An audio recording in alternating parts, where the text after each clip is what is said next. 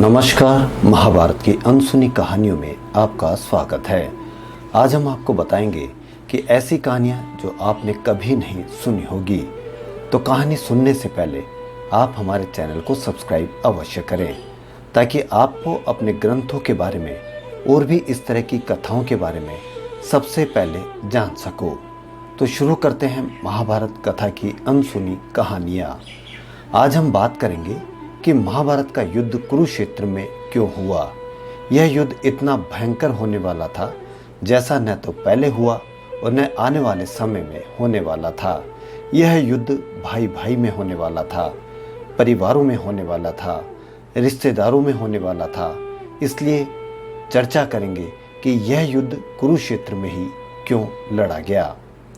भगवान श्री कृष्ण को डर था कि भाई भाइयों के, गुरु शिष्यों के व संबंधी कुटुंबियों के इस युद्ध में एक दूसरे को मरते देखकर कहीं ये संधि न कर बैठे। इसलिए ऐसी भूमि युद्ध के लिए चुनने का फैसला लिया गया जहां क्रोध और द्वेष के संस्कार पर्याप्त मात्रा में हो। तब श्री कृष्ण ने कई दूत अनेकों दिशाओं में भेजे और उन्हें वहां की घटनाओं का जायजा लेने को कहा। एक दूत ने सुनाया कि कुरुक्षेत्र में बड़े भाई ने छोटे भाई को खेत की मेड़ टूटने पर बहते हुए वर्षा के पानी को रोकने के लिए कहा। उसने साफ इनकार कर दिया। इस पर बड़े भाई आग बबूला हो गया। उसने छोटे भाई को छुरे से गोद डाला और उसकी लाश को पैर पकड़कर घसीटता हुआ उस मेड़ के पास ले गया जहां से पानी निकल रहा था। वहां उस लाश को पानी रोकने के लिए लगा दिया। इस कहानी को सुनकर श्री कृष्ण ने तय किया कि यही भूमि भाई भाई के युद्ध के लिए उपयुक्त है। जब श्री कृष्ण आश्वस्त हो गए कि इस भूमि के संस्कार यहाँ पर भाइयों के युद्ध में एक दूसरे के प्रति प्रेम उत्पन्न नहीं होने देंगे, तब उन्होंने युद्ध कुरुक्षेत्र में करवाने की घोषणा की। कुरु का क्षेत्र। दूसरी कहानी के अनुसार जब कुरु इस क्षेत्र की जुताई कर रहे थे तब इंद्र ने उनसे आकर इसका कारण पूछा। कुरु ने कहा कि जो भी व्यक्ति इस स्थान पर मारा जाए वह पुण्य लोक में जाए, ऐसी मेरी इच्छा है।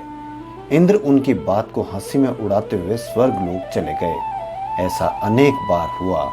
इंद्र ने अन्य देवताओं को भी यह बात बताई। देवताओं ने इंद्र से कहा कि यदि संभव हो तो कुरु को अपने पक्ष में कर लो। तब इंद्र ने कुरु के पास जाकर कहा कि कोई भी पशु, पक्षी या मनुष्य निराहार रहकर या युद्ध करके इस स्थान पर मारा जाएगा तो वह स्वर्ग का भागी होगा। यह बात भीष्म, कृष्ण आदि सभी जानते थे। इसलिए महाभारत का युद्ध कुरुक्षेत्र में लड़ा गया। एक अन्य कहानी श्रवण कुमार की कहानी भी बताते हैं। मातृ और पितृ भक्त श्रवण कुमार की कहानी तो आपने सुनी ही होगी। श्रवण कुमार जैसा पितृ भक्त खोजना मुश्किल है। वे अपने अंधे माता पिता की सेवा पूरी तत्परता से करते थे। उन्हें किसी प्रकार का कष्ट नहीं होने देते थे। एक बार माता पिता ने तीर्थ यात्रा की इच्छा की और वे उन्हें कांवर में बैठाकर तीर्थ यात्रा को चल दिए। बहुत से तीर्थ करा लेने पर एक दिन अचानक उनके मन में यह भाव आया कि माता पिता को पैदल क्यों न चलाया जाए। उन्होंने कांवर जमीन पर रख दी और उन्हें पैदल चलने को कहा। अंधे माता और पिता पैदल चलने तो लगे, पर उन्होंने साथ ही यह भी कहा कि बेटा, इस भूमि को जितनी जल्दी हो सके पार कर लेना चाहिए। वे तेजी से चलने लगे।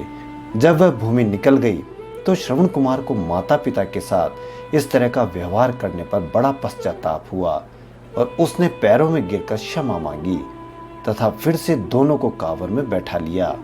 उनके अंधे पिता ने कहा कि पुत्र, इसमें तुम्हारा कोई दोष नहीं। उस भूमि पर किसी समय मैं नाम का एक असुर रहता था। उसने जन्मते ही अपने माता पिता को मार डाला था।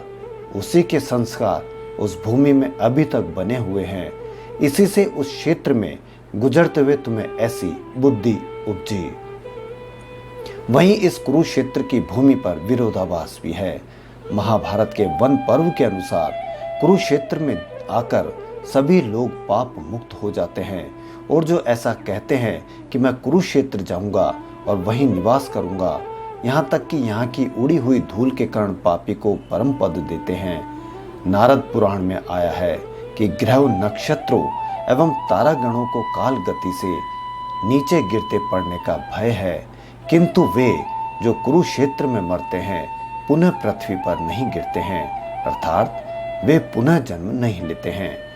भागवत गीता के प्रथम श्लोक में कुरुक्षेत्र को धर्म क्षेत्र कहा गया है। आपको यह कथा कैसी लगी?